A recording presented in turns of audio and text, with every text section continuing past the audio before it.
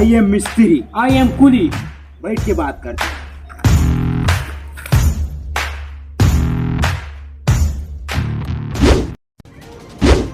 मिस्त्री, मेरे पास तुम्हारा कुंडली है। बोलता जा।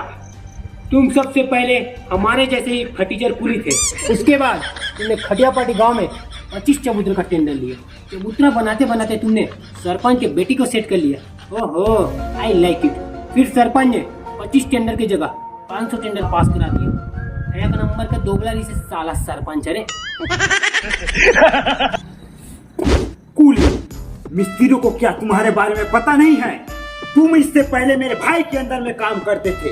एडवांस ले लेकर रेजाओं के साथ ऐश करते थे। जब मेरे भाई को ये पता चला तो तुम्हें धक्के मार के बाहर निकाल दिया।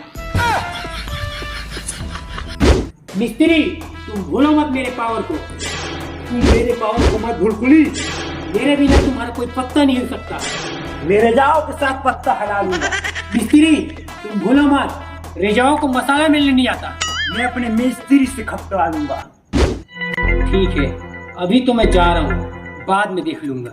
शुक्र करते मोर भाई के अंदर में काम करत रहे, नहीं तो इतना मारतो के मोर रेजा मन को घर पहुंचा पाती।